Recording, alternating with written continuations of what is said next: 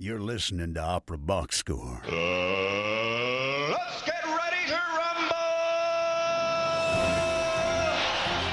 Wherever you are, however you're listening, it's America's talk radio show about opera. It's Opera Box Score. I'm George Cedarquist, joined this week by Weston Williams and Ashley Hardgrave. All right, in this episode, so imagine the best sports contest ever. Now imagine that game turned into an opera. In our Sportzando segment, we reveal what we're imagining. Plus, in the 2-minute drill, it's ladies' night at the BBC Proms. Make sure you subscribe to the podcast, Stitcher, and Spotify. You're going to click follow Apple Podcasts, hit the plus sign, and of course, send us a voice memo or email us your hot takes, operaboxscore@gmail.com.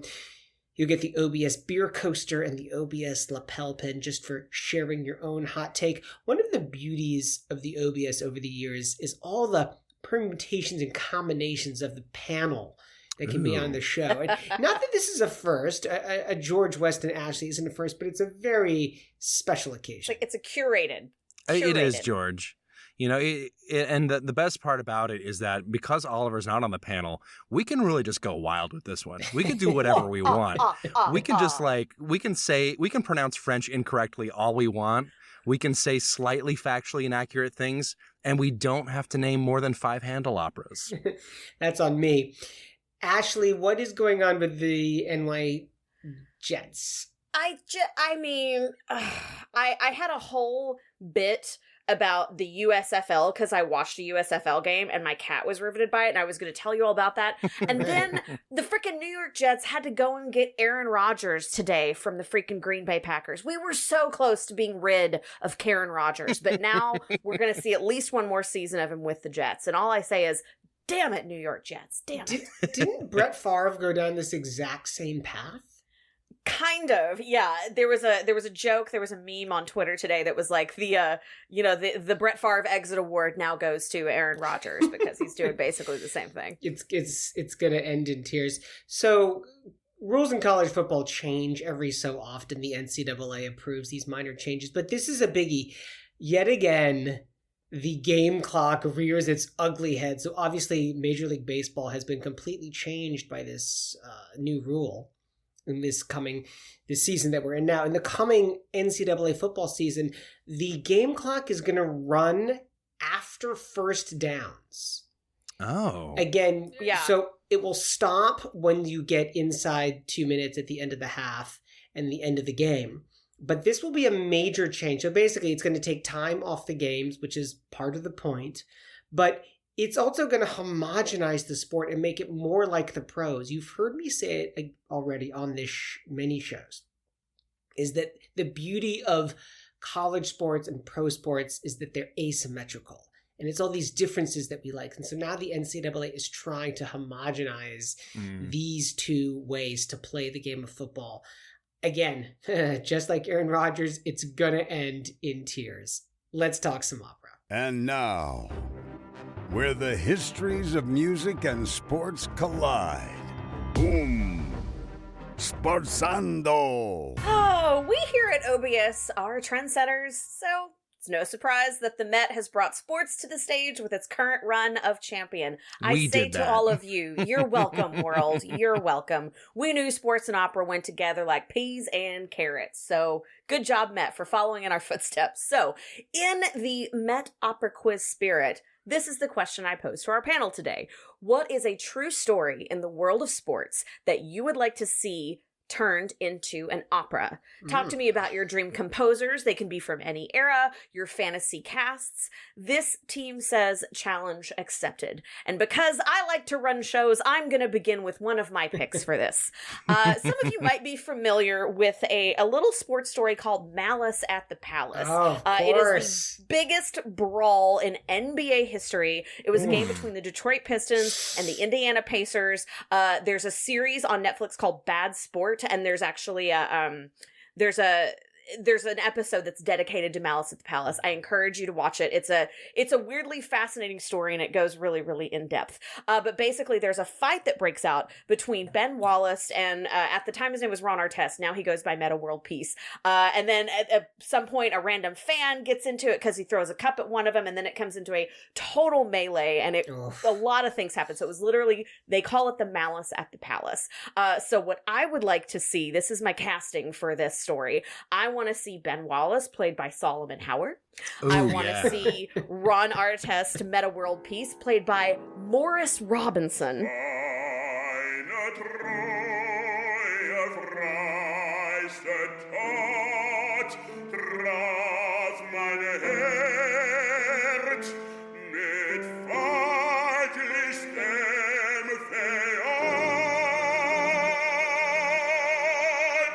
I want to see famed Indiana Pacers player Reggie Miller, played by Ryan Speedo Green. And I want to see John Green, the guy that threw the cup, played by Paul Groves. And that is my dream casting for Malice at the Palace. Of course, this is happening at the Palace of Auburn Hills, just outside of Detroit. Ron Artest, he was the villain here. Just as the Pistons fan that I am, Ron Artest is the villain. Morris Robinson, that's genius casting. Watch the docuseries and then talk to me. There's some layers in that story. There's some layers in that story. That's what makes a good opera, layers, right? You know, you have like sometimes the music is telling you a slightly different story than maybe what you're seeing on the TV at home there. The one thing that I do imagine, though, is that, like, we're mid-melee. You know, we're telling this story just as it is, and then everybody freezes. All of the supernumeraries in really uncomfortable positions. There's just a full freeze, and then Meta World Peace goes on a full base soliloquy about, like, his role in the game, whether or not he's been a good role model. I think it would be absolutely incredible. Yeah, that's a good pitch, huh? Like in a baseball game, like different in sports, but I appreciate your participation. Yeah, I'm doing my best here. I have a suggestion from Oliver here. He's actually got a couple, but this one I really enjoy and feels very on brand for me. He's pitching Philip Glass's opera, Wimbledon 7068. Which I imagine is going to be in the style of the original trilogy, probably a little more Einstein on the Beachy. This is the Isner Mahut 2010 match that went 70-68 in the fifth set. And inspired the end of the tiebreaker. So it's going to be long. It's going to involve balls flying back and forth. I mean, we've got the director all ready to go straight off of Akhenaten, Phelan McDermott. He was already juggling. This is the same thing. This is perfect. This is a great suggestion, Oliver. I can't believe that you came up with it and not me. So good. I can see that design now. It's going to be tennis balls everywhere. These bright neon green tennis balls with some like AstroTurf, but like all on the ceiling because you don't know up is down, left is right, right is wrong. That really was. Congratulations to Oliver. You're not here, but I will give you your flowers for this one. George, my dear George, what would be your suggestion for like a moment in sports history to become an opera? I have a feeling I know what you're going to say, but surprise me.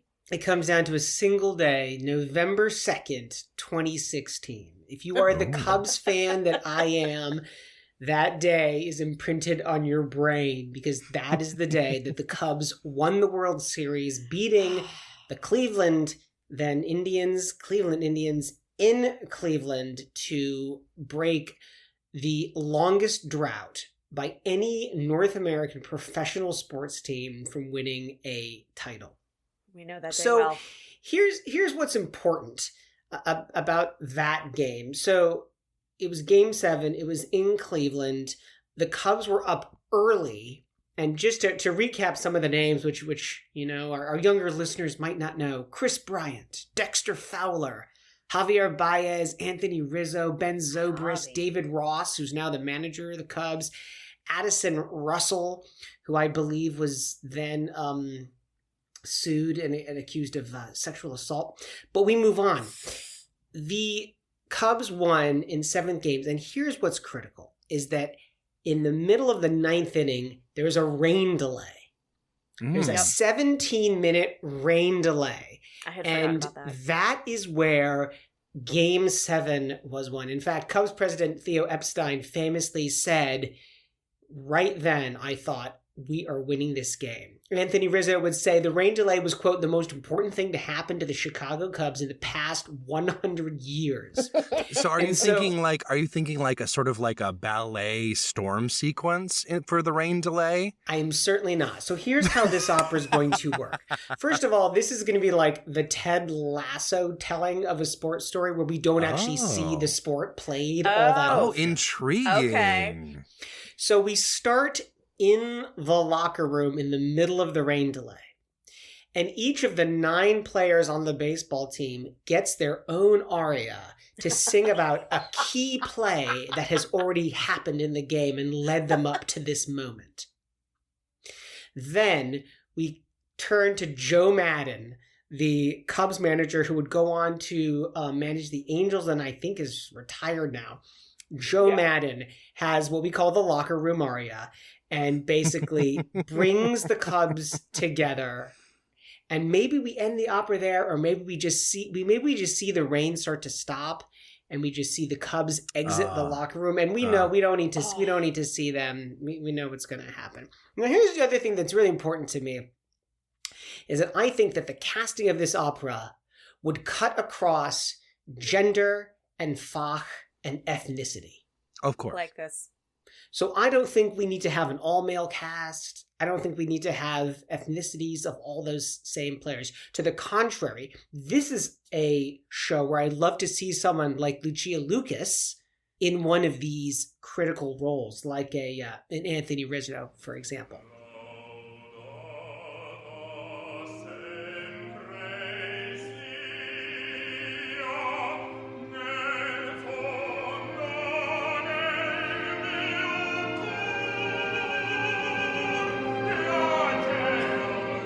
Secondly, what we'd need would be a fantastic Joe Madden. You know, Phil Jackson from the 90s Bulls was that sort of like Zen-like coach. Joe Madden, if you look at his published game notes from the game, which I have up on my office wall, they are very Zen. I think we need a Zen countertenor. I think we need like an Aria Nussbaum Cohen to play Madden. Now, Madden, of course, was in his 60s and was like a silver fox, so we need a bit of makeup on that. Lastly, let's wrap it up with the creative team before I throw it over to Weston. Is I got to have Mark Campbell doing the libretto on this, the way with words, you know, the legendary Mark Campbell. And I thought Jennifer Higdon would be so good at composing this score. Again, to cut across questions of gender, but also, you know, her work in Brokeback Mountain. It's so human. And I think that's what we want to try and get to the heart at in this opera, which is simply called Rain Delay. Oh, it's beautiful. And may I say, such a director's concept for an opera, George. Such.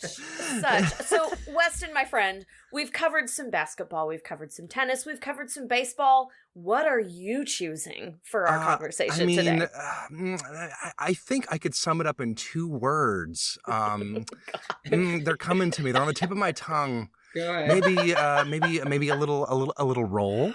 Perhaps a tide. So annoying every time. That's right. It cannot stand. It just makes me so angry. Oh my God. So when I was growing up, obviously I am from Alabama.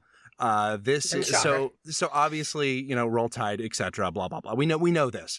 If you are in the South, you know about the rivalry between Auburn University and Alabama University. These are 2 titans. Usually one is more titan than the other, depending on the year you're talking about. But this is the definitive college football rivalry.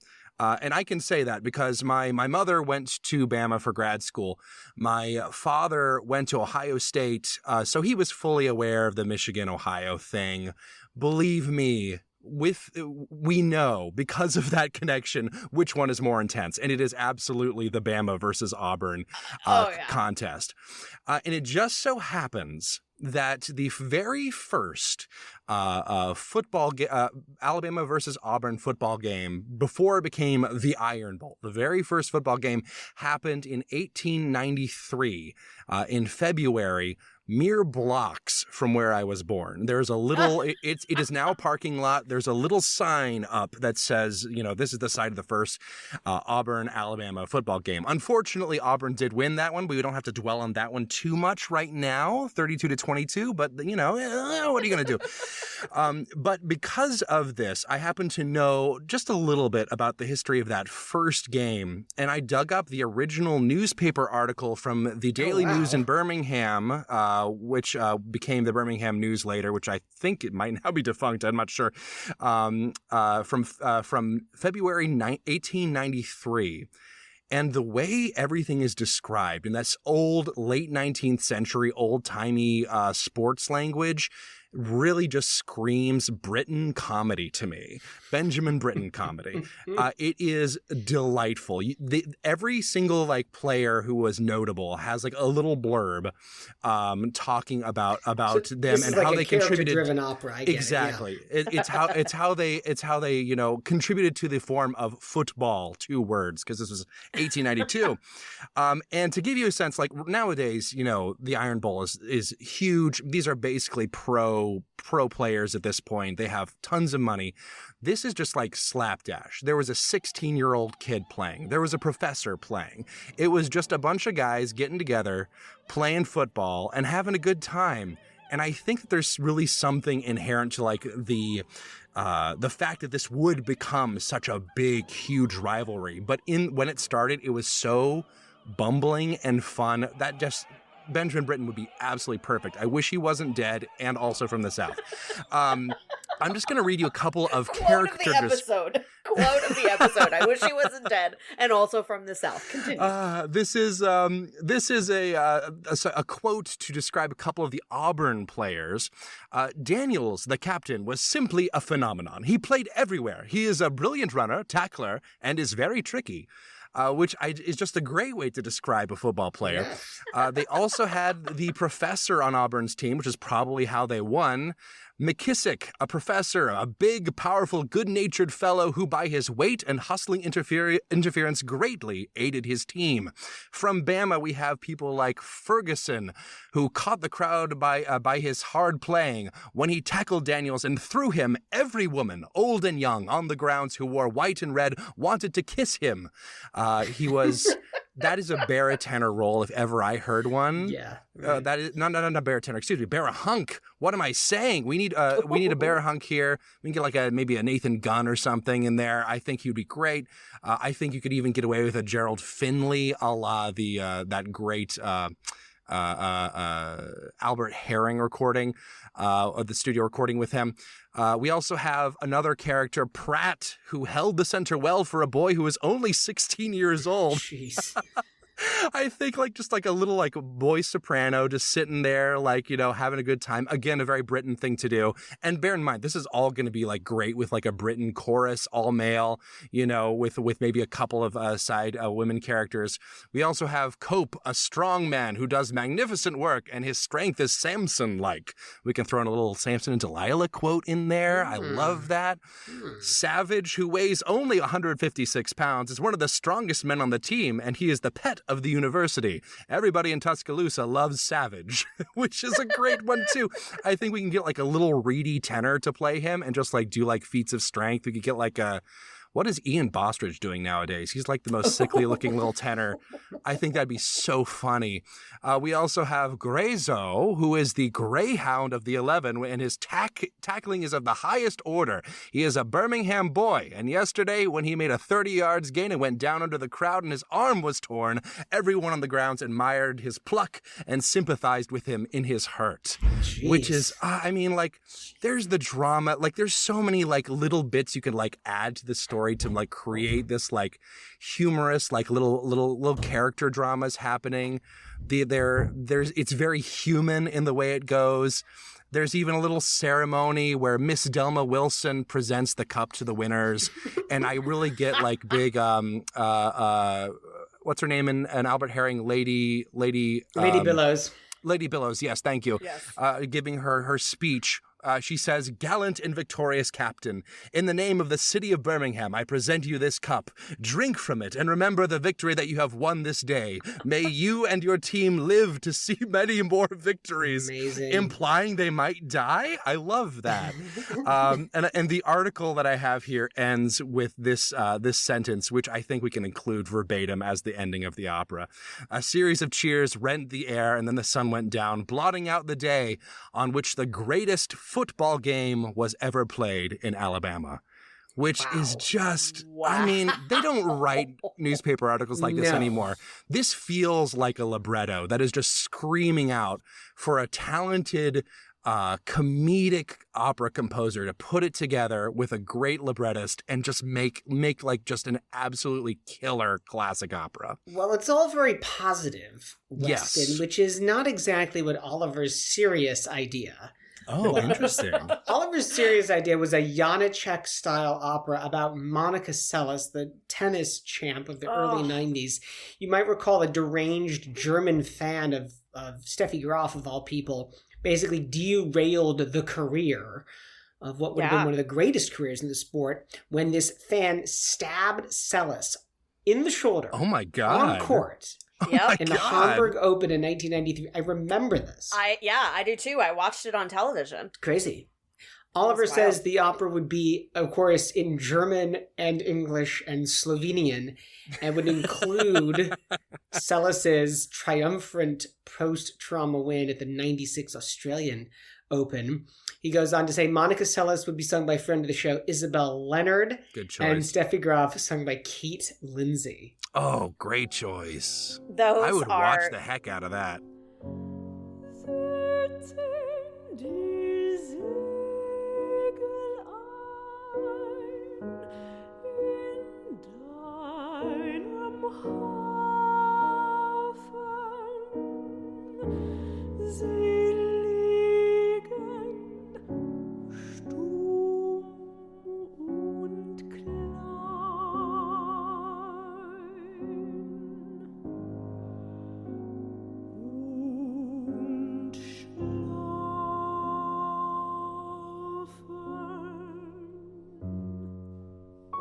Saying is composers take note. We are just handing out ideas left, right, and center here for storytelling. These are so good.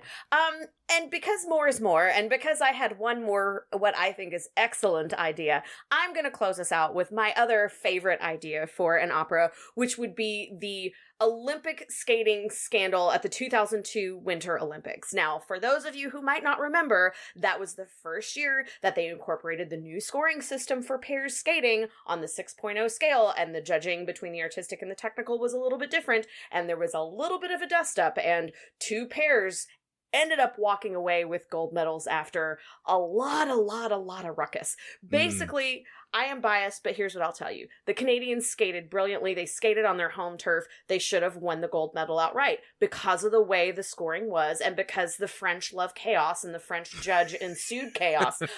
She scored in such a way that allowed the Russian pair, who absolutely made a blunder, to walk away initially with the gold medal. Cue dust up, cue ruckus. Right. And then eventually the IOC came together and said, well, you know what, we're just going to give it to both of them. And then the French judge got into some trouble, but in my opinion, not enough. So the Canadian pairs skating team of Salé and Pelletier, I would like to see them played by, again, friend of the show, Isabel Leonard, and aforementioned Nathan Gunn, because they're just pretty, they're handsome, and I think they would be beautiful and lyrical on stage. And because the Russians are basically the villains of this story, the Russian skating pair, let's just go ahead and do it. It's going to be Anna Netrebko and Yusei Vazov. We're just going to do it. And I want some central casting. And I want to see this story told from the perspective of the French judge who started all of the chaos to begin with. And I want that in the style of Ravel, and I want that French judge played by Natalie Dessay. Yes. Lovely. She will smoke on stage. Yes. I love it.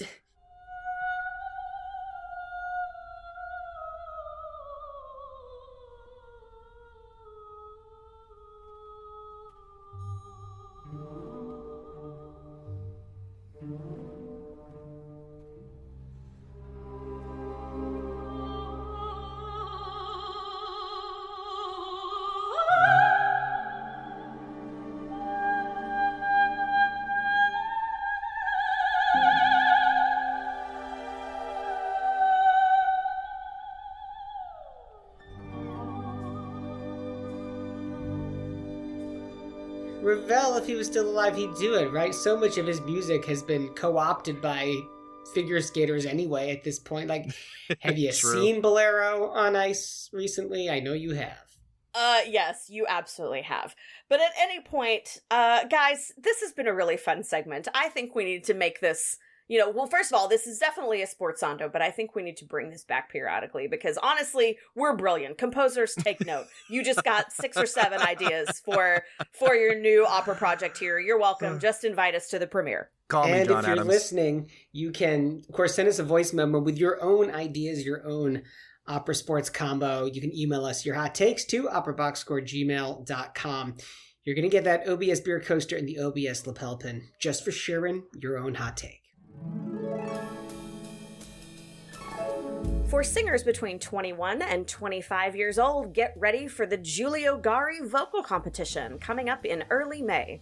Now, in its 20th year, the foundation has given over $650,000 to many opera future stars. Past winners include Michelle Bradley, Janae Bridges, and Norman Garrett. You can apply on yaptracker.com or just visit giuliogari.org through the end of April. GIULIOGARI.org.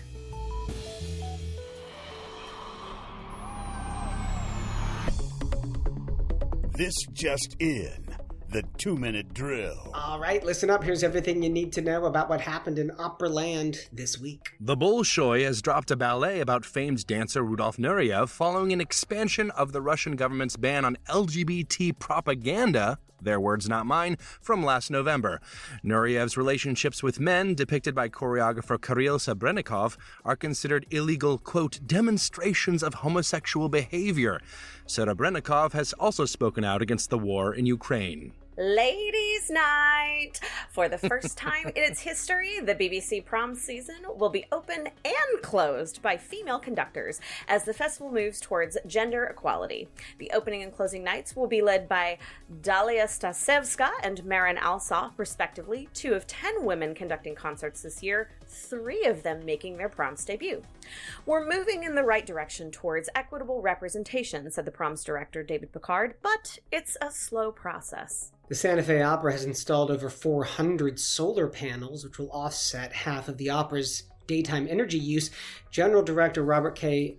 Maya said, quote, with over 320 days of sunshine a year, Santa Fe is the ideal place to harness the power of the sun. Transitioning to solar power aids the long-term financial health of the organization and helps to preserve both the art form and our beautiful setting for generations to come. The Metropolitan Opera Eric and Dominique Lafont winners have been announced, and they are all American.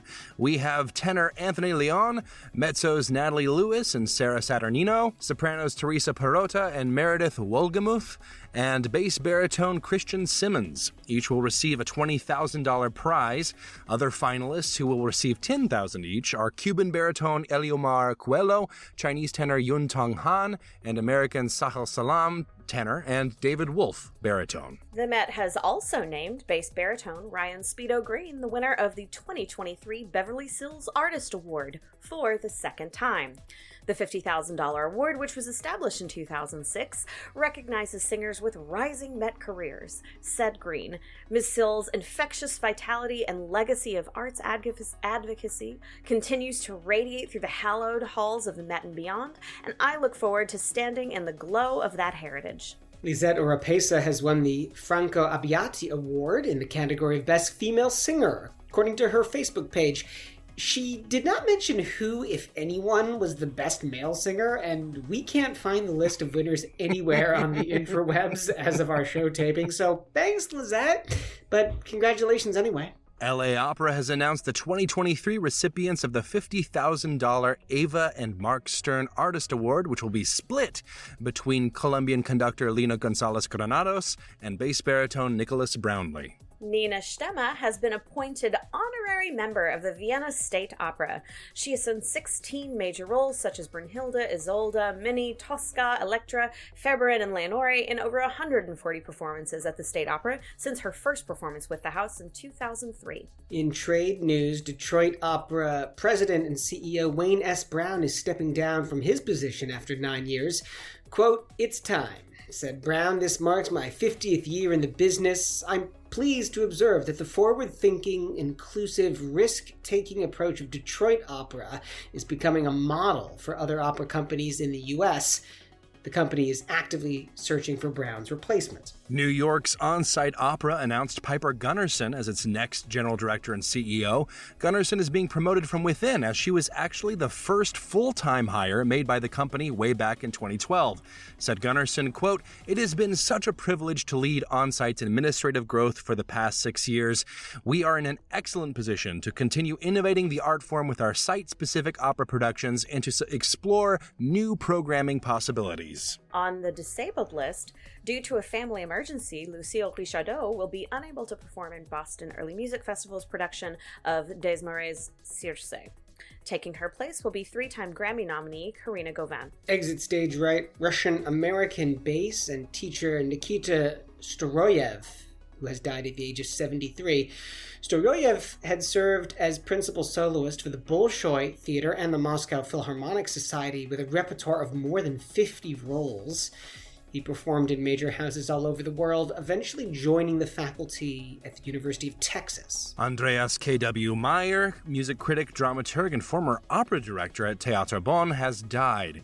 He served as dramaturg at Kiel Opera from 1993 to 2003 and as chief dramaturg at Deutsche Oper Berlin from 2004 to 2012. Meyer specialized in the revival of early 20th century works and won a 2008 Critics Survey by Open Welt magazine for his rediscovery of a Walter Braunfels opera. And on this day, April 24th, it is a first performance palooza. You ready, kids? Buckle up. In 1819, it was the first performance of Rossini's Edoardo, which was later known as Edoardo e Cristina in Venice. 1847 brought us the first performance of Offenbach's L'Alcove in Paris. 1854 was the birth of Austrian baritone tenor Adolf Wallnofer in Vienna. In 1860, it was the first performance of Hernando's El Tambor, a zarzuela, over in Madrid. 1869 brought us the first performance of Delibes' La Cour du Roi Pateau in Paris. 1886, it was the birth of American coloratura soprano Mabel Garrison. I love that name, Mabel. I'm glad it's making a comeback. 1909, it's the birth of Swedish soprano Hjördis Schimberg. 1918 brought us the birth of Swedish soprano Astrid Varney. And in 1934, Lawrence Hammond patented a little thing called an electric organ and slapped his name on it. 1944, it was the birth of Irish soprano Norma Burroughs. Happy birthday in 1964 to American composer Augusta Reed Thomas. And we had a slew of first performances. Here we go. In 1976, it was the first performance of Argento's The Voyage of Edgar Allan Poe. 1981, it was the first performance of Carlisle Floyd's Willie Stark. 1985, another Argento, Casanova's Homecoming. And in 1997, it was the first performance of Stephen Paulus's opera, The Three Hermits. Phew, and that is your 2-minute drill.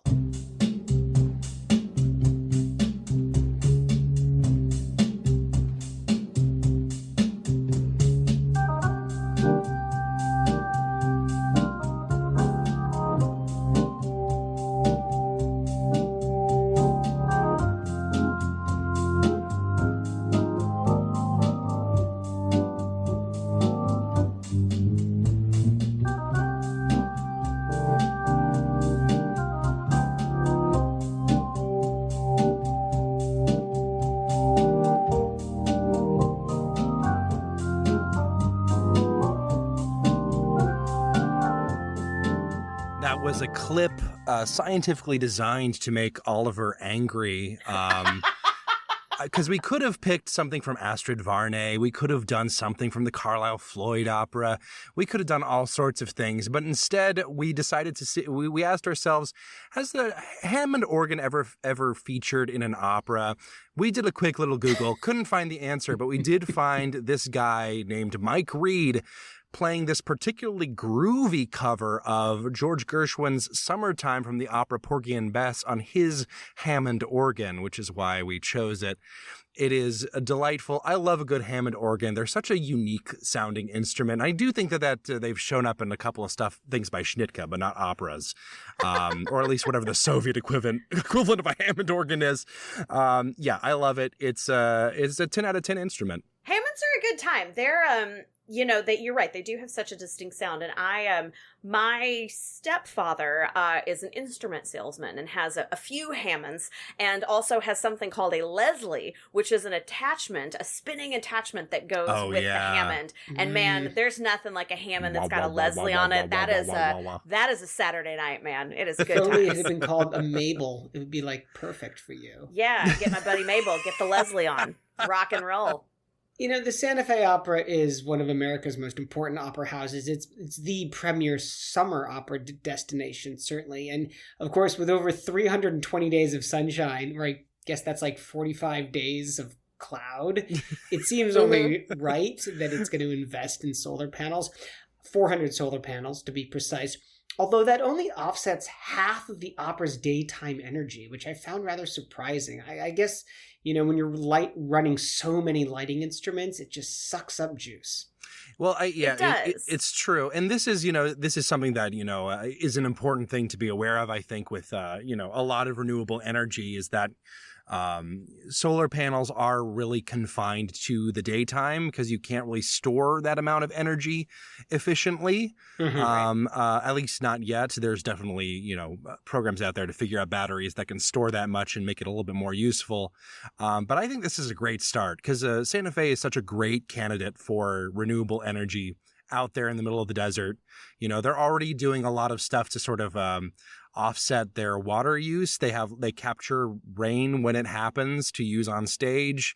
They're very conscientious about that. And, it's such a beautiful location, and you're very aware of the fragility of nature out there. And I think it's a great example for arts organizations to imitate if they're able, if they have the ability to do renewable energy. That is the way of the future, and it needs to be the way of the future right now. So I applaud them. I think it's great. General Director Robert K. Maya says it's the ideal place to harness the power of the sun. I thought it was like a line from the Magic Flute, but it kind of sounds like a supervillain, honestly.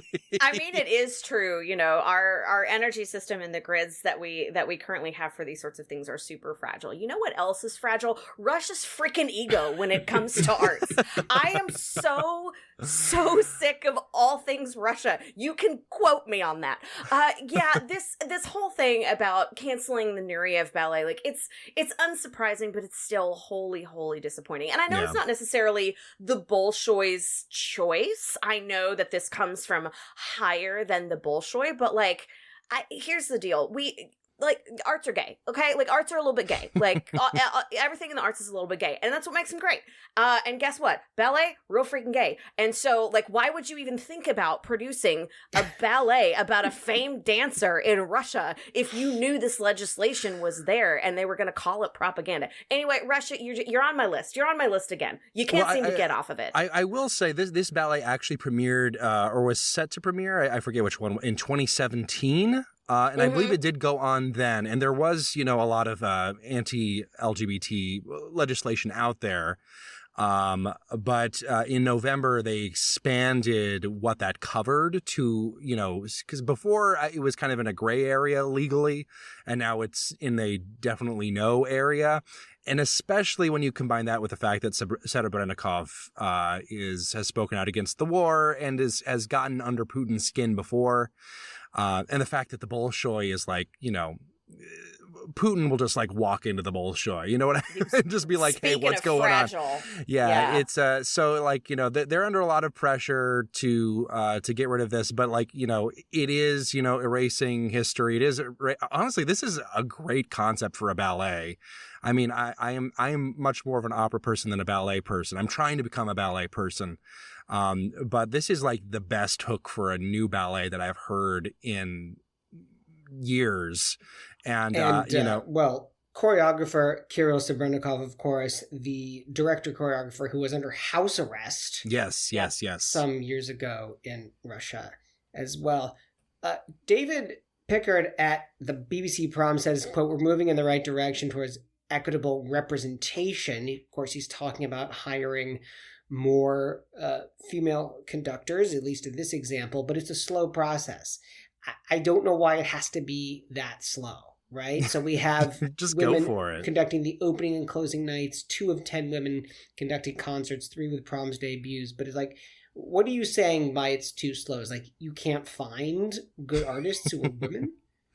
I don't think that's what he's saying at all. I think we all beg to freaking differ. We all know of a number of good conductors. There's Marin Alsop's incredible, but she's certainly not the only one that's out there. Yeah. I think, the way I interpreted that comment from him was that there is a culture that I think all of us are unspokenly aware of, that it is always a little bit revolutionary when you put a woman on the podium. I don't think he's necessarily trying to slow the tide. I think it's just, it's, to quote Weston, it's rolling in at its own pace.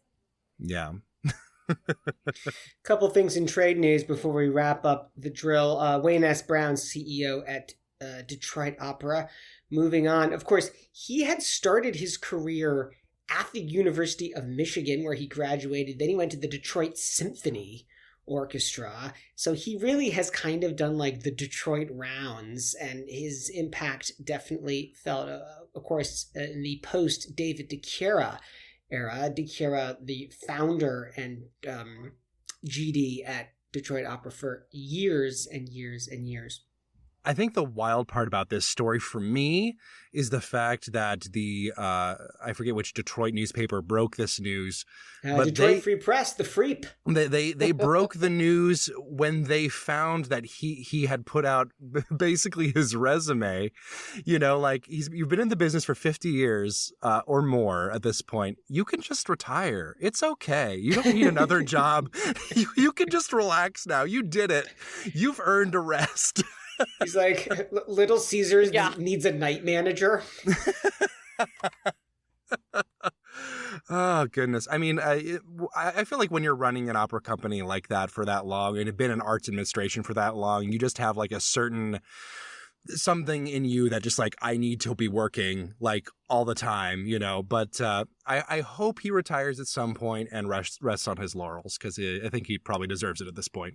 Well, Piper Gunnarsson, no rest for her. Certainly, she was the first full-time hire at On-Site Opera in New York City back in 2012, and now she'll be the next general director. Of course, Eric Einhorn had been general director and artistic director. He's retiring from all of that. So Piper's over to GD. A new artistic director will be coming in.